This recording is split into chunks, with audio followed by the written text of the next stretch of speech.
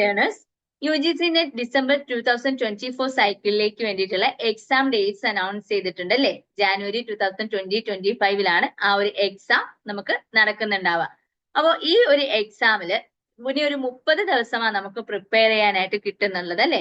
അങ്ങനെയെങ്കിൽ ഈ ഒരു 30 ദിവസം കൊണ്ട് എക്കണോമിക്സ് എന്ന് പറയുന്ന സബ്ജക്റ്റിനെ എങ്ങനെ ഡീൽ ചെയ്യാം, അല്ലെങ്കിൽ എങ്ങനെ കോൺഫിഡന്റ് ആയിട്ട് ഈ എക്കണോമിക്സ് എന്ന് പറയുന്ന സബ്ജക്ട് നമുക്ക് ഈ ഒരു എക്സാമിലേക്ക് വേണ്ടിയിട്ട് പ്രിപ്പയർ ചെയ്യാം എന്നുള്ളതാണ് ഈ ഒരു വീഡിയോയിലൂടെ നമ്മൾ പറയാനായിട്ട് പോകുന്നത്. സോ എക്കണോമിക്സ് എന്ന് പറയുന്ന സബ്ജക്ട് നിങ്ങളുടെ സബ്ജക്ട് പേപ്പർ ആണ്. നിങ്ങൾ ഡിഗ്രിയും പോസ്റ്റ് ഗ്രാജുവേഷനും ഒക്കെ കഴിഞ്ഞ് ഈ ഒരു സബ്ജക്റ്റിലാണ് കംപ്ലീറ്റ് ചെയ്തിരിക്കുന്നത്. അപ്പൊ സ്വാഭാവികമായിട്ടും നിങ്ങൾക്കൊരു ബേസ് ലെവൽ നോളജ് എന്തായാലും നിങ്ങളുടെ സബ്ജക്റ്റിൽ ഉണ്ടാവും. പേപ്പർ 1 പോലെ ഒരു കംപ്ലീറ്റ്ലി അല്ലെങ്കിൽ എൻറ്റയർലി ഒരു പുതിയ ഒരു ഏരിയാസ് അല്ല നിങ്ങൾ ഇവിടെ ഡീൽ ചെയ്യാൻ പോകുന്നത്. നിങ്ങൾ ആൾറെഡി പഠിച്ച കാര്യങ്ങൾ അല്ലെങ്കിൽ ആൾറെഡി നിങ്ങൾക്ക് അറിയുന്ന കാര്യങ്ങൾ തന്നെ ആയിരിക്കും ഈ സിലബസിൽ ഉണ്ടാവുക. പക്ഷേ UGC നെറ്റ് എന്ന് പറയുന്ന ഒരു കോമ്പറ്റേറ്റീവ് എക്സാമിനെ സംബന്ധിച്ചിടത്തോളം ഒരു 30 ഡേയ്സ് കൊണ്ട് ഈ syllabus A to Z cover ചെയ്യുക എന്ന് പറയുന്നത് കുറച്ച് ഇമ്പോസിബിൾ ആയിട്ടുള്ള കാര്യമാണ്. കാരണം അത്രയധികം വാസ്റ്റ് ആണ്. നിങ്ങൾ ആ സിലബസ് എടുത്ത് നോക്കിയാൽ അറിയാം, ആ ഒരു സിലബസ് തന്നെ അത്രയധികം വാസ്റ്റ് ആണ്. അപ്പൊ A to Z ഈ ഒരു സിലബസ് നമുക്ക് കവർ ചെയ്യുക എന്ന് പറയുന്നത് ഇമ്പോസിബിൾ ആയിട്ടുള്ള കാര്യമാണ്. പക്ഷേ നമ്മൾ സ്മാർട്ട് ആയിട്ടൊന്ന് പ്രിപ്പയർ ചെയ്ത് കഴിഞ്ഞു കഴിഞ്ഞാൽ എല്ലാ മൊഡ്യൂൾസും കവർ ചെയ്യുന്ന രീതിയിൽ ഈ ഒരു എക്സാം നമുക്ക് കോൺഫിഡന്റ്ലി അറ്റൻഡ് ചെയ്യാൻ പറ്റുന്ന രീതിയിലേക്ക് നമ്മുടെ ഒരു പ്രിപ്പറേഷനെ നമുക്ക് കൊണ്ടുപോകാനായിട്ട് പറ്റും. സോ അതിനുവേണ്ടി നിങ്ങൾ ആദ്യമായിട്ട് ചെയ്യേണ്ടത് കഴിഞ്ഞ 10 വർഷത്തിലെ എക്കണോമിക്സ് UGC നെറ്റിന് വന്നിട്ടുള്ള ക്വസ്റ്റ്യൻ പേപ്പേഴ്സ് ഒന്ന് കളക്ട് ചെയ്യുക എന്നുള്ളതാണ്. ആദ്യത്തെ സ്റ്റെപ്പ് എന്ന് പറയുന്നത് നിങ്ങൾ പ്രീവിയസ് ഇയർ ക്വസ്റ്റ്യൻ പേപ്പേഴ്സ് ഒന്ന് കളക്ട് ചെയ്യുക. പറ്റുകയാണെങ്കിൽ ഒരു 10 വർഷത്തെ ക്വസ്റ്റ്യൻ പേപ്പർ നിങ്ങളൊന്ന് കളക്ട് ചെയ്യുക. അങ്ങനെ കളക്ട് ചെയ്തതിനു ശേഷം നിങ്ങൾ അടുത്തതായിട്ട് ചെയ്യേണ്ടത് ഈ ക്വസ്റ്റ്യൻ പേപ്പേഴ്സ് ഒന്ന് അനലൈസ് ചെയ്യുക എന്നുള്ളതാണ്. എന്തിനാ ഈ ക്വസ്റ്റ്യൻ പേപ്പേഴ്സ് അനലൈസ് ചെയ്യുന്നത്? നമുക്കറിയാം, നമ്മൾ പഠിച്ച കാര്യങ്ങൾ തന്നെയാണ് ഈ സിലബസിലുള്ളത്. പക്ഷേ UGC നെറ്റിന് ഈ പറയുന്ന ഓരോ മൊഡ്യൂളിൽ നിന്നും ചില ഏരിയാസ് ഹൈലി ഫോക്കസ്ഡ് ആയിട്ട് ചോദിക്കുന്നുണ്ട്. വളരെ റിപ്പീറ്റേറ്റീവ് ആയിട്ട് ചില ടോപ്പിക്സ് ചോദിക്കുന്നുണ്ട്. ആൻഡ് ചില ഏരിയാസിൽ നിന്ന് ക്വസ്റ്റ്യൻ ചോദിക്കുന്ന രീതികളിൽ തന്നെ ഇവർക്ക് ഒരു പാറ്റേൺ ഉണ്ട്. ഓക്കെ, സോ നിങ്ങൾ ഈ ക്വസ്റ്റ്യൻ പേപ്പർ അനലൈസ് ചെയ്യുമ്പോൾ ഏതൊക്കെ മൊഡ്യൂളിലെ ഏതൊക്കെ സബ് ടോപ്പിക്സ് ആണ് അവര് ഇമ്പോർട്ടൻസ് കൊടുക്കുന്നതെന്നും അതുപോലെ ക്വസ്റ്റ്യൻസ് വരുന്നത് എത്തരത്തിലാണെന്നുള്ളതും നിങ്ങൾക്ക് ഒരു ക്ലിയർ പിക്ചർ അവിടെ നിന്ന് കിട്ടും. ഓക്കെ, അപ്പോ നിങ്ങൾ ആദ്യത്തെ കുറച്ച് ദിവസം നിങ്ങൾ ചെയ്യേണ്ടത്, ആദ്യത്തെ ഒരു 3 ദിവസമോ 4 ദിവസമോ ഒക്കെ എടുത്തിട്ട് നിങ്ങൾ ചെയ്യേണ്ടത് ഈ previous year question papers analyse ചെയ്യുക എന്നുള്ളതാണ്. കൃത്യമായിട്ട് ഏതൊക്കെ ഏരിയാസ് ആണ് റിപ്പീറ്റേറ്റീവ് ആയിട്ട് ചോദിക്കുന്നത്, ഏതൊക്കെ ഏരിയാസിലാണ് ഏറ്റവും കൂടുതൽ അവർ ഫോക്കസ് കൊടുത്തിരിക്കുന്നത്, ക്വസ്റ്റ്യൻസ് എത്തരത്തിലാണ് വരുന്നത് എന്നൊക്കെ നിങ്ങളൊന്ന് നോട്ട് ഡൗൺ ചെയ്ത് വെക്കുക എന്നുള്ളതാണ് നമ്മുടെ ആദ്യം ചെയ്യേണ്ട സ്റ്റെപ്പ് എന്ന് പറയുന്നത്. സോ അങ്ങനെ ചെയ്ത് കഴിയുമ്പോൾ നിങ്ങൾക്ക് എന്ത് കിട്ടും? കോർ ഏരിയാസ് നിങ്ങൾക്ക് ഐഡന്റിഫൈ ചെയ്യാൻ പറ്റും. ഈ ഒരു എക്സാമുമായിട്ട് ബന്ധപ്പെട്ട കോർ ഏരിയാസ് നിങ്ങൾ എക്കണോമിക്സ് എന്ന് പറയുന്ന സബ്ജക്റ്റിലെ കോർ ഏരിയാസ് നിങ്ങൾക്ക് ഐഡന്റിഫൈ ചെയ്യാൻ പറ്റും. സോ ഇനി ഞാൻ പറയാൻ പോകുന്നത് ഒരു പ്ലാൻ ആണ്, ഒരു സ്റ്റഡി പ്ലാൻ ആണ്. ഇവിടെ ഞാനൊരു 25 ഡേയ്സ് ഷെഡ്യൂൾ ആണ് ഇട്ടിട്ടുള്ളത്. ഇതൊരു ലേ ഔട്ട് ആണ് കേട്ടോ. ഇത് ശരിക്കും ഒരു 25 ഡേയ്സ് നമ്മൾ ഇട്ടിട്ടുണ്ടെങ്കിലും നിങ്ങൾക്ക് ഇതൊരു ഫ്ലെക്സിബിൾ ആയിട്ട് നിങ്ങൾക്ക് ഇതൊരു ഫ്ലെക്സിബിൾ ടൈം ടേബിൾ ആണ്. നിങ്ങൾക്ക് ഇതിൽ കൺവീനിയന്റ് ആയിട്ടുള്ള ചേഞ്ചസ് വരുത്താം. ഓക്കെ, അതെങ്ങനെയാണെന്നും കൂടി ഞാൻ പറഞ്ഞു തരാം. സോ നമുക്കിപ്പോ 25 ഡേയ്സ് ഷെഡ്യൂളാ ഉള്ളത്. 30 ഡേയ്സ് ആണ് നമ്മൾ പ്ലാനിൽ വെച്ചിരിക്കുന്നത് അല്ലെ? 30 ഡേയ്സ് പ്ലാൻ ആണ് നമ്മുടെ വീഡിയോ. അപ്പം 30 ഡേയ്സ് എന്ന് പറയുന്നുണ്ടെങ്കിലും നമുക്കൊരു 35 ഡേയ്സോളം ഒക്കെ കിട്ടും. ഓക്കെ, നമ്മൾ ഇന്ന് തൊട്ട് കാൽക്കുലേറ്റ് ചെയ്യുകയാണെങ്കിൽ എക്കണോമിക്സ് എന്ന് പറയുന്ന സബ്ജക്ട് സാധാരണഗതിയിൽ അങ്ങനെ ആദ്യത്തെ എക്സാം ആയിട്ട് വരാനുള്ള സാധ്യത കുറവാണ്. അങ്ങനെ നോക്കിക്കഴിഞ്ഞാൽ നിങ്ങൾക്കൊരു 35 ഡേയ്സോളം കിട്ടും. അപ്പൊ ആദ്യത്തെ ഒരു 5 ദിവസത്തോളം അല്ലെങ്കിൽ 4 or 5 ദിവസത്തോളം നിങ്ങൾ ക്വസ്റ്റ്യൻ പേപ്പേഴ്സ് ഒക്കെ അനലൈസ് ചെയ്ത് ഏതൊക്കെ ഏരിയാസ് ആണ് ഹൈലി ഫോക്കസ് ഏരിയ എന്നൊക്കെ നിങ്ങൾ മനസ്സിലാക്കി അങ്ങനെ ഒരു ലെവലിൽ നിൽക്കുന്ന ഒരാള് അടുത്ത് നിങ്ങൾ എന്താ ചെയ്യേണ്ടത്? അടുത്ത 25 ഡേയ്സിലേക്ക് ഈ ഒരു പ്ലാന് നമുക്ക് ഫോളോ ചെയ്യാനായിട്ട് പറ്റും. അതായത് ഡേ 1 and 2 നിങ്ങൾ ഫോക്കസ് ചെയ്യേണ്ടത് യൂണിറ്റ് 1 ആണ്. യൂണിറ്റ് 1 എന്ന് പറയുമ്പോൾ നമുക്കറിയാം മൈക്രോ എക്കണോമിക്സ് ആണ് അല്ലെ? മൈക്രോ എക്കണോമിക്സിനകത്ത് നിങ്ങൾക്ക് UGC നെറ്റിന്റെ ക്വസ്റ്റ്യൻ പേപ്പേഴ്സ് അനലൈസ് ചെയ്യുമ്പോൾ തന്നെ അതിനകത്ത് ഇപ്പൊ കൺസ്യൂമർ ബിഹേവിയർ, അതുപോലെ welfare economics, asymmetric information, market structure, ഇതുപോലുള്ള പോർഷൻസ് ഒക്കെ അവർ കൂടുതലായിട്ട് സ്ട്രെസ് ചെയ്യുന്നതായിട്ട് കാണാം. സോ അത്തരത്തിലുള്ള ഏരിയാസ് ഒക്കെ ആദ്യം എന്ത് ചെയ്യുക? ഈ ഒരു 2 ദിവസം കൊണ്ട് കംപ്ലീറ്റ് ചെയ്യുക. ദെൻ അത് കഴിഞ്ഞിട്ട് ഡേ 3 and 4 നിങ്ങൾ സെക്കൻഡ് മൊഡ്യൂളിന് വേണ്ടിയിട്ട് അലോട്ട് ചെയ്യുക. 3 and 4 സെക്കൻഡ് മൊഡ്യൂൾ വരുമ്പോൾ മാക്രോ എക്കണോമിക്സ് ആണ് നമ്മുടെ സെക്കൻഡ് മൊഡ്യൂൾ. അവിടെ ISLM, അതുപോലെ business cycle, Phillips curve, classical and Keynesian approaches, theories of consumption, ഈ ഏരിയാസ് ഒക്കെയാണ് കൂടുതലായിട്ടും അവര് ഫോക്കസ് ചെയ്യുന്നത്. അപ്പോൾ ISLM എന്നൊക്കെ പറയുന്നത് ശരിക്കും ഷുവർ ഷോട്ട് ഏരിയാസ് ആണ്. അതങ്ങനെ മിസ്സാക്കിയിട്ട് ഒരു എക്സാം ഒന്നും നമ്മൾ അധികം അങ്ങനെ കണ്ടിട്ടില്ല. സോ അങ്ങനെ റിപ്പീറ്റേറ്റീവ് ആയിട്ട് വരുന്ന ഏരിയാസ് ക്ലിയർ ആയിട്ട് മിസ്സാക്കാതെ പഠിക്കാനായിട്ട് ശ്രദ്ധിക്കുക. സോ നമ്മൾ ഈ 25 ഡേയ്സ് ഷെഡ്യൂൾ ഇട്ടിട്ടുണ്ട്. നമ്മൾ ഒരു ഇടയ്ക്ക് ഒരു റിവിഷനോ ബ്രേക്കോ ഇല്ലാതെ 25 ഡേയ്സും നമ്മൾ പഠിക്കാനായിട്ട് നോക്കുകയാണെങ്കിൽ നമ്മൾ 25th ഡേ എത്തുമ്പോഴേക്കും എന്താ സംഭവിക്കുക? നമ്മൾ ഡേ 1 പഠിച്ചതൊക്കെ മറന്നുപോകും അല്ലെ? സോ വീണ്ടും നമ്മൾ ഫ്രം ദ സ്ക്രാച്ച് നിങ്ങൾ എന്ത് ചെയ്യേണ്ടി വരും? വീണ്ടും റിവൈസ് ചെയ്യേണ്ടി വരും. അത് ഒഴിവാക്കാനായിട്ട് നിങ്ങൾ എന്ത് ചെയ്യുക? 5ാമത്തെ ദിവസം ഈ പറയുന്ന നമ്മൾ 1ാമത്തെയും 2ാമത്തെയും 3ാമത്തെയും 4ാമത്തെയും ദിവസം പഠിച്ച ടോപ്പിക്സ് ഒന്ന് റിവിഷന് വേണ്ടിയിട്ട് മാറ്റിവെക്കുക. ഓക്കെ, അങ്ങനെ മാറ്റിവെക്കുമ്പോൾ നിങ്ങൾക്ക് അത് കുറച്ചുകൂടി ഒരു കോൺസെപ്റ്റൽ ക്ലാരിറ്റി കിട്ടാനും അത് പെട്ടെന്ന് റീറ്റെയിൻ ചെയ്യാനും ഒക്കെ ഹെൽപ്ഫുൾ ആയിട്ട് മാറും. അത് കഴിഞ്ഞ് ഡേ 6 and 7 നിങ്ങൾ ഫോക്കസ് ചെയ്യേണ്ടത് യൂണിറ്റ് 3 ആണ്. യൂണിറ്റ് 3 എന്ന് പറയുമ്പോൾ നമ്മുടെ സ്റ്റാറ്റിസ്റ്റിക്സ് ആൻഡ് എക്കണോമെട്രിക്സ് ആണ്. അവിടെ നിങ്ങൾ ഫോക്കസ് ചെയ്യേണ്ടത് ഡിസ്ക്രിപ്റ്റീവ് സ്റ്റാറ്റിസ്റ്റിക്സ്, അതുപോലെ തന്നെ നമ്മുടെ ക്ലാസിക്കൽ ലീനിയർ റിഗ്രഷൻ മോഡൽ, അവരുടെ അസംഷൻസ്, അതിന്റെ വയലേഷൻസ്, ഐഡന്റിഫിക്കേഷൻ പ്രോബ്ലം പോലെയുള്ള ഏരിയാസ് ആയിരിക്കും നിങ്ങൾ അവിടെ സ്ട്രെസ് ചെയ്ത് പഠിക്കേണ്ടത്. ഡേ 8 and 9 വരുമ്പോൾ യൂണിറ്റ് 4 നമ്മൾ എടുക്കുന്നു. യൂണിറ്റ് 4 എന്ന് പറയുന്നത് മാത്തമെറ്റിക്കൽ എക്കണോമിക്സ് ആണ്. മാത്തമെറ്റിക്കൽ എക്കണോമിക്സിനെ സംബന്ധിച്ചിടത്തോളം നിങ്ങൾ തിയററ്റിക്കൽ പാർട്ടിലേക്ക് ഒത്തിരി അധികം പോകുന്നതിനേക്കാളും നല്ലത് നിങ്ങൾ ആ പാസ്റ്റ് ഇയർ ക്വസ്റ്റ്യൻ പേപ്പേഴ്സ് ഇപ്പൊ നിങ്ങളുടെ കയ്യിൽ എന്തായാലും ഉണ്ടല്ലോ. ആ ക്വസ്റ്റ്യൻ പേപ്പേഴ്സിൽ നിങ്ങൾക്ക് എന്തായാലും ബേസ് അറിയാമായിരിക്കും. നിങ്ങൾ PG ഒക്കെ കഴിഞ്ഞ ആൾക്കാരായതുകൊണ്ട് തന്നെ ഇപ്പൊ matrices, determinants, sets, linear programming, അതുപോലെ cost maximisation, cost minimisation, profit maximisation, അതുപോലെയുള്ള കാര്യങ്ങൾ, കൺസ്യൂമർ സർപ്ലസ്, പ്രൊഡ്യൂസർ സർപ്ലസ്, ഇതുപോലെയുള്ള കാര്യങ്ങളെ കുറിച്ചിട്ടുള്ള ഒരു ബേസിക് ഐഡിയ നിങ്ങൾക്കുണ്ടാവും. സോ അതിനകത്ത് നിന്ന് വന്നിട്ടുള്ള ന്യൂമറിക്കൽ ആയിട്ടുള്ള പ്രോബ്ലംസ് മാക്സിമം സോൾവ് ചെയ്ത് നോക്കുക. അങ്ങനെ ഒരു അപ്രോച്ച് മാത്തമെറ്റിക്കൽ എക്കണോമിക്സിൽ എടുക്കുന്നത് നല്ലതായിരിക്കും. ദെൻ നമ്മൾ ഡേ 10 വരുമ്പോഴത്തേക്കും എന്താ ചെയ്യേണ്ടത്? ഡേ 6, 7, 8, 9 പഠിച്ച ടോപ്പിക്സ് നമ്മൾ റിവൈസ് ചെയ്യാനായിട്ട് മാറ്റിവെക്കുക.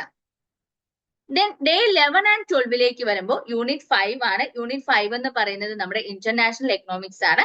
അവിടെ നിങ്ങൾ ഫോക്കസ് ചെയ്യേണ്ടത് ഇന്റർനാഷണൽ ട്രേഡ് തിയറീസ്, അതുപോലെ തന്നെ IMF, world bank, WTO, GATT പോലുള്ള ഓർഗനൈസേഷൻസ്, ബാലൻസ് ഓഫ് പേയ്മെന്റ് ഒക്കെ ആണ്. ദെൻ 13 and 14 ഡേയ്സിലേക്ക് വരുമ്പോഴേക്കും നിങ്ങൾ യൂണിറ്റ് 6 കടക്കുകയാണ്. അത് നമ്മുടെ പബ്ലിക് എക്കണോമിക്സ് ആണ്. അവിടെ നിങ്ങൾ ഉറപ്പായിട്ടും public revenue, theories of public expenditure, ഇതിനെയൊക്കെ കുറിച്ച് നിങ്ങൾ ക്ലിയർ ഒരു ഐഡിയ ഉണ്ടാക്കി വെക്കുക. അതുപോലെ തന്നെ നമ്മുടെ ടാക്സേഷൻ കമ്മിറ്റീസ്, ഫിനാൻസ് കമ്മീഷൻസ് പോലുള്ള ഏരിയാസും അവിടെ നിന്ന് കവർ ചെയ്യാനായിട്ട് നോക്കുക. സോ വീണ്ടും നമ്മൾ എന്ത് ചെയ്യുന്നു? ഡേ 15 ആവുമ്പോൾ 11, 12, 13, 14 ഡേയ്സിൽ നമ്മൾ പഠിച്ച കാര്യങ്ങൾ ഒന്നുകൂടി നമ്മൾ റിവൈസ് ചെയ്യാനായിട്ട് മാറ്റിവെക്കുക. ദെൻ ഡേ 16 and 17 എത്തുമ്പോഴേക്കും നമ്മൾ യൂണിറ്റ് 7 കടക്കുകയാണ്. യൂണിറ്റ് 7 എന്ന് പറയുന്നത് നമ്മുടെ മണി ആൻഡ് ബാങ്കിങ് ആണ്. അവിടെ മെഷേഴ്സ് ഓഫ് മണി സപ്ലൈ ഒരു കാരണവശാലും സ്കിപ്പ് ചെയ്യാതെ പഠിക്കേണ്ട ഒരു ടോപ്പിക് ആണ്. മെഷേഴ്സ് ഓഫ് മണി സപ്ലൈ, അതുപോലെ തന്നെ instruments and working of monetary policy, നമ്മുടെ ക്വാണ്ടിറ്റേറ്റീവ് ടൂൾസ്, ഇപ്പൊ റിപ്പോ റേറ്റ്, SLR, CRR പോലുള്ള അങ്ങനെയുള്ള റേറ്റ്സിനെ കുറിച്ചിട്ടൊക്കെ കൃത്യമായിട്ട് ആ ഒരു മൊഡ്യൂൾ ബേസ് ചെയ്ത് നിങ്ങൾ പഠിക്കുക. ദെൻ ഡേ 18 and 19 വരുമ്പോൾ ഗ്രോത്ത് ആൻഡ് ഡെവലപ്മെന്റ് ആണ്. ഗ്രോത്ത് ആൻഡ് ഡെവലപ്മെന്റിലേക്ക് വരുമ്പോൾ തിയറീസ് ഓഫ് ഗ്രോത്തും മോഡൽസ് ഓഫ് ഗ്രോത്തും വളരെ ഇമ്പോർട്ടന്റ് ആണ്.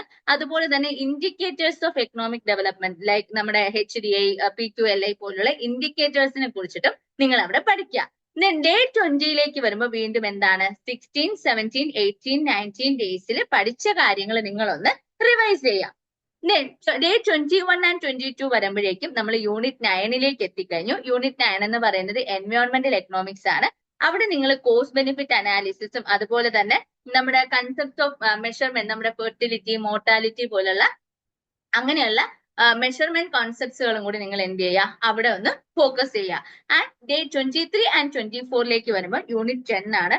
സോ യൂണിറ്റ് 10 ഇന്ത്യൻ എക്കണോമി ആണ്. ആ ഒരു മൊഡ്യൂള് നിങ്ങൾ നോക്കിക്കഴിഞ്ഞാൽ ആ മൊഡ്യൂൾ ഇറ്റ്സെൽഫ് വളരെ വാസ്റ്റ് ആണ്. സോ അത്രയധികം നിങ്ങൾ ഈ ഷോർട്ട് പീരീഡിൽ കവർ ചെയ്യാൻ നിൽക്കുന്നതിന് പകരം കറന്റ് ആയിട്ടുള്ള ഡേറ്റ പഠിക്കാനായിട്ട് നോക്കുക. Like budget, economic survey, NFHS 5, ഞാൻ നേരത്തെ പറഞ്ഞ പോലെ ലേറ്റസ്റ്റ് ഫിനാൻസ് കമ്മീഷൻ റിപ്പോർട്ട്സ്, അതുപോലെ തന്നെ ടാക്സേഷനുമായിട്ട് ബന്ധപ്പെട്ട റിപ്പോർട്ട്സ്, റീസെന്റ് ആയിട്ട് വന്നിട്ടുള്ള RBIയുമായിട്ട് ബന്ധപ്പെട്ടിട്ടുള്ള എന്തെങ്കിലും റിപ്പോർട്ട്സോ അങ്ങനെ ഉണ്ടെങ്കിൽ അത് അങ്ങനെയുള്ള കറന്റ് ആയിട്ടുള്ള ഡേറ്റ എവിടെ കവർ ചെയ്യാൻ നോക്കുക? യൂണിറ്റ് 10 നിങ്ങൾ കവർ ചെയ്യാനായിട്ട് നോക്കുക. ആൻഡ് ഡേ 25 നമ്മൾ എന്തിനു വേണ്ടി വെക്കുന്നു? ഡേ 21, 22, 23, 24 നമ്മൾ കവർ ചെയ്ത ടോപ്പിക്സ് ഡേ 25 ആകുമ്പോൾ നമ്മൾ റിവൈസ് ചെയ്യുന്നു. ഓക്കെ, സോ ഇത് ഞാൻ ഓൾറെഡി പറഞ്ഞ പോലെ ഒരു ലേ ഔട്ട് പ്ലാൻ ആണ്. ഇപ്പോ എല്ലാ കുട്ടികൾക്കും, ഇപ്പൊ എല്ലാ ലേണേഴ്സിനെ സംബന്ധിച്ചിട്ടും നിങ്ങൾക്ക് നിങ്ങളുടേതായിട്ടുള്ള സ്ട്രോങ് ഏരിയാസും വീക്ക് ഏരിയാസും കാണും. ഇപ്പൊ ഇതിൽ ചില മൊഡ്യൂൾസ് ചില ആൾക്കാർക്ക് കുറച്ച് ഈസി ആയിരിക്കാം, ചില മൊഡ്യൂൾസ് കമ്പാരിറ്റീവ്ലി ടഫ് ആയിരിക്കാം. അത് സബ്ജക്റ്റീവ് ആണ്. അപ്പൊ നിങ്ങൾക്ക് സ്ട്രോങ് ആയിട്ടുള്ള ഏരിയാസിന് വേണ്ടിയിട്ട് നിങ്ങൾക്ക് എന്ത് ചെയ്യാം, കുറച്ച് ഡേയ്സ് ഒന്ന് കട്ട് ചെയ്യാം. പകരം വീക്ക് ആയിട്ടുള്ള ഏരിയാസിന് വേണ്ടിയിട്ട് ആ ഡേയ്സ് നിങ്ങൾക്ക് കൺവേർട്ട് ചെയ്യാനായിട്ട് പറ്റും. സോ അതാണ് ഞാൻ പറഞ്ഞത്, ഈ ഒരു ടൈം ടേബിൾ എന്ന് പറയുന്നത് ഫ്ലെക്സിബിൾ ആണ്. നിങ്ങളുടെ strong and week areas identify ചെയ്തതിനു ശേഷം നിങ്ങൾക്ക് എന്ത് ചെയ്യാം, ഇതിന് വേണ്ടുന്ന മാറ്റങ്ങൾ വരുത്തി നിങ്ങൾക്ക് ഇത് അപ്ലൈ ചെയ്യാനായിട്ട് പറ്റും. സോ ഡേ 25 കഴിഞ്ഞു കഴിഞ്ഞാൽ പിന്നെ എന്താണ് ചെയ്യേണ്ടതെന്ന് ചോദിച്ചു കഴിഞ്ഞാൽ കംപ്ലീറ്റ്ലി റിവിഷൻ ആണ്. ഏറ്റവും ആദ്യം വേണ്ടത് റിവിഷൻ ആണ്. കാരണം ഞാൻ നേരത്തെ പറഞ്ഞ പോലെ നമ്മൾ പഠിച്ച കാര്യങ്ങൾ കൃത്യമായിട്ട് നമുക്ക് റീറ്റെയിൻ ചെയ്യണം എന്നുണ്ടെങ്കിൽ അത് റിവിഷൻ കൊണ്ടേ പറ്റത്തുള്ളൂ. ഇല്ലെങ്കിൽ നമുക്ക് കൺഫ്യൂഷൻ വരാനുള്ള സാധ്യത വളരെയധികം കൂടുതലാണ്. നമ്മൾ കൺസെപ്ച്വൽ ക്ലാരിറ്റി ഒക്കെ വരുത്തിയെങ്കിലും നമുക്ക് കൃത്യമായിട്ട് കാര്യങ്ങൾ അറിയാമെങ്കിലും നമ്മൾ റിവൈസ് ചെയ്തില്ല എന്നുണ്ടെങ്കിൽ എക്സാം ടൈമിൽ നമുക്കത് തിരിച്ച് റീകളക്ട് ചെയ്തെടുക്കാൻ ഭയങ്കര ബുദ്ധിമുട്ടായിരിക്കും. സോ അതുകൊണ്ട് റിവിഷൻ എന്ന് പറയുന്നത് മസ്റ്റ് ആയിട്ടുള്ള ഒരു കാര്യമാണ്. ഇല്ലെങ്കിൽ നിങ്ങൾക്ക് എക്സാം ടൈമിൽ അത് ഭയങ്കരമായിട്ട് കൺഫ്യൂഷൻസ് ഉണ്ടാക്കാനുള്ള ഒരു സാധ്യതയുണ്ട്. അതുപോലെ തന്നെ നിങ്ങൾ ചെയ്യേണ്ട അടുത്തൊരു കാര്യമാണ് മോക്ക് ടെസ്റ്റ് എന്ന് പറയുന്നത്. സോ നമുക്ക് ആൾറെഡി നമ്മൾ പ്രീവിയസ് ഇയർ ക്വസ്റ്റ്യൻസ് ഒക്കെ കണ്ടു, എത്തരത്തിലാണ് ക്വസ്റ്റ്യൻസ് വരുന്നതെന്ന് കണ്ടു. സോ നമ്മൾ ഈ പഠിച്ചു കഴിഞ്ഞ റിവിഷനും കഴിഞ്ഞതിന് ശേഷം നിങ്ങൾ ചെയ്യേണ്ടത് കൃത്യമായിട്ട് ഒരു ഫുൾ ലെങ്ത് ടെസ്റ്റ് എടുക്കുക എന്നുള്ളതാണ്. ഈ ഫുൾ ലെങ്ത് ടെസ്റ്റ് എടുക്കുന്നതിനുള്ള ഗുണം എന്ന് പറയുന്നത്, ഒന്ന്, നമ്മൾ പഠിച്ച കാര്യങ്ങളിൽ നിന്ന് നമ്മളൊരു ആപ്ലിക്കേഷൻ ലെവലിലേക്ക് നമ്മൾ എത്തിയിട്ടുണ്ടോ എന്ന് നമുക്ക് തന്നെ മനസ്സിലാക്കാനായിട്ട് പറ്റും. നമുക്ക് പഠിച്ച കാര്യങ്ങൾ ആ ക്വസ്റ്റ്യൻ പേപ്പറിൽ അപ്ലൈ ചെയ്യാൻ പറ്റുന്നുണ്ടോ എന്ന് നമുക്ക് ക്ലിയർ ആയിട്ടൊരു ഐഡിയ കിട്ടുക നമുക്ക് മോക്ക് ടെസ്റ്റ് വഴിയാണ്. സോ ആ മോക്ക് ടെസ്റ്റ് എഴുതുമ്പോൾ നിങ്ങൾക്ക് മനസ്സിലാവും ഇനിയും ഏതൊക്കെ ഏരിയ നമ്മൾ ഇത്തിരിയും കൂടി ശ്രദ്ധിക്കാനുണ്ട്, അല്ലെങ്കിൽ ഏതൊക്കെ ഏരിയയിലാണ് നമുക്ക് പ്രശ്നം പറ്റുന്നത് എന്നുള്ളത് നമുക്ക് മനസ്സിലാക്കാനായിട്ട് പറ്റും. രണ്ടാമത് മോക്ക് ടെസ്റ്റ് കൊണ്ടുള്ള ഗുണം എന്ന് പറയുന്നത് നിങ്ങളുടെ ടൈം മാനേജ്മെന്റിന് അത് വളരെയധികം ഹെൽപ്ഫുൾ ആയിരിക്കും. കാരണം നമുക്കറിയാം ഈ ഒരു എക്സാം എന്ന് പറയുമ്പോൾ 150 ക്വസ്റ്റ്യൻസ് ആണ് പേപ്പർ 1നും പേപ്പർ 2നും കൂടെ ഉണ്ടാവുക. അതായത് ഒരു ക്വസ്റ്റ്യന് നിങ്ങൾക്ക് ഒരു 1 മിനിറ്റോളം മാത്രമാണ് അറ്റൻഡ് ചെയ്യാനായിട്ട് കിട്ടുക. സോ ടൈം മാനേജ്മെന്റ് എന്ന് പറയുന്നത് വളരെ ക്രൂഷ്യൽ ആയിട്ടുള്ള ഒരു പാർട്ടാണ് ഈ എക്സാമിനെ സംബന്ധിച്ചിട്ട്. So time management skill develop ചെയ്യാനായിട്ട് നമുക്ക് എന്ത് ചെയ്യാം, ഈ മോക്ക് ടെസ്റ്റുകൾ കൃത്യമായിട്ട് ഒരു ടൈം സെറ്റ് ചെയ്ത് തന്നെ നിങ്ങൾ ചെയ്യുന്നത് വളരെയധികം യൂസ്ഫുൾ ആയിട്ട് മാറും. Okay. And last but not least, നിങ്ങൾ ഭയങ്കര കാം ആയിട്ടിരിക്കുക. അതായത് അയ്യോ ഇനി 30 ദിവസമേ ഉള്ളൂ എന്ന് പറഞ്ഞിട്ട് ഒരു ടെൻഷൻ ഇല്ലാണ്ട് ഇരിക്കുക. കാരണം ടെൻഷൻ ഫ്രീ ആയിട്ടുള്ള മൈൻഡിന് മാത്രമേ നമുക്ക് കൃത്യമായിട്ട് പഠിക്കാനായിട്ട് പറ്റത്തുള്ളൂ. നമ്മൾ ക്ലിയർ ആയിട്ട് നമ്മൾ പഠിക്കുന്ന കാര്യങ്ങൾ ക്രിസ്റ്റൽ ക്ലിയർ ആയിട്ട് നമ്മുടെ മൈൻഡിൽ അത് നിൽക്കണം എന്നുണ്ടെങ്കിൽ നമ്മുടെ മൈൻഡ് ടെൻഷൻ ഫ്രീ ആയിരിക്കണം. സോ നിങ്ങൾ കാം ആയിട്ട് നിൽക്കുക എന്നുള്ളതാണ് ഏറ്റവും ആദ്യം ചെയ്യേണ്ടത്. നിങ്ങൾ ഏത് ലെവൽ ഓഫ് പ്രിപ്പറേഷനിൽ നിൽക്കുന്ന ആൾക്കാരും ആയിക്കോട്ടെ, ആദ്യം മൈൻഡ് ഒന്ന് ഫ്രീ ആക്കുക. കാരണം ഇത് ആദ്യം നിങ്ങൾ ഇതൊന്ന് ചെയ്യാനായിട്ട് ശ്രമിക്കുക. എപ്പോഴും നമുക്ക് സ്റ്റാർട്ടിങ് ട്രബിളേ ഉണ്ടാവത്തുള്ളൂ. അയ്യോ ഇത് 30 ദിവസം കൊണ്ട് പഠിച്ചാൽ തീരുമോ എന്ന് നിങ്ങൾ ഡൗട്ട് അടിച്ച് നിങ്ങൾ ഇത് ചെയ്യാതിരിക്കുന്നതിനേക്കാളും എത്രയോ ബെറ്റർ ആണ് നിങ്ങൾ ചെയ്തു തുടങ്ങുന്നത്. ഒരു ഓവറോൾ ഐഡിയ എങ്കിലും ഇതിനെക്കുറിച്ച് കിട്ടുന്നത് തന്നെ എന്ത് ബെറ്റർ ആണെന്ന് നിങ്ങൾ തന്നെ ഒന്ന് ആലോചിച്ച് നോക്കൂ. നിങ്ങൾക്ക് ഈ ഒരു പ്ലാന് നിങ്ങൾ ഫോളോ ചെയ്ത് ഒരു 25 ഡേയ്സിൽ അല്ലെങ്കിൽ ഒരു 30 ഡേയ്സിൽ ഈ ഒരു എക്സാം നിങ്ങൾ അറ്റൻഡ് ചെയ്യാനുള്ള ഒരു കോൺഫിഡൻസ് നിങ്ങൾക്ക് കിട്ടുന്നുണ്ടോ എന്നൊന്ന് നോക്കി നോക്കൂ. സോ അപ്പൊ നിങ്ങൾ എന്ത് ചെയ്യുക, കാമായിട്ട് ടെൻഷൻ ഫ്രീ ആയിട്ടിരിക്കുക. നിങ്ങൾ റിസൾട്ട്സിനെ കുറിച്ച് വറീഡ് ആവണ്ട, പഠിക്കുന്ന കാര്യങ്ങൾ ക്ലിയർ ആയിട്ട് പഠിക്കുക എന്നുള്ളതാണ് നിങ്ങൾ ഏറ്റവും ഇമ്പോർട്ടന്റ് ആയിട്ട് ചെയ്യേണ്ട കാര്യം. പഠിക്കുന്ന കാര്യങ്ങളിൽ നിന്ന് നമ്മൾ തെറ്റ് വരുത്താതിരിക്കുക എന്നുള്ളതാണ് ഏറ്റവും ഇമ്പോർട്ടന്റ് ആയിട്ട് ചെയ്യേണ്ട കാര്യം. സോ ഈ ഒരു 30 ഡേയ്സ് പ്ലാൻ എല്ലാവർക്കും എഫക്റ്റീവ് ആവുമെന്ന് തന്നെ വിശ്വസിക്കുന്നു. നിങ്ങൾക്ക് നിങ്ങളുടെ പേഴ്സണൽ പ്രിഫറൻസുകൾ വെച്ചിട്ട് നിങ്ങൾക്ക് എന്ത് ചെയ്യാം, ഈ ടൈം ടേബിളിൽ നിങ്ങൾക്ക് മാറ്റങ്ങൾ വരുത്താം. സോ നിങ്ങളുടെ കൺവീനിയൻസിനനുസരിച്ച് ഇത് അഡ്ജസ്റ്റ് ചെയ്തിട്ട് നിങ്ങൾക്ക് പഠിക്കാൻ പറ്റും. ഈ ഒരു 30 to 35 ഡേയ്സ് വളരെ എഫക്റ്റീവ് ആയിട്ട് യൂസ് ചെയ്യാം. എല്ലാവർക്കും ഈ ഒരു എക്സാം വളരെ കോൺഫിഡൻസോട് കൂടി അറ്റൻഡ് ചെയ്യാൻ പറ്റട്ടെ എന്ന് ഞാൻ പ്രാർത്ഥിക്കുന്നു, അങ്ങനെ ആശംസിക്കുന്നു. And all the best wishes for all the aspirants and thank you.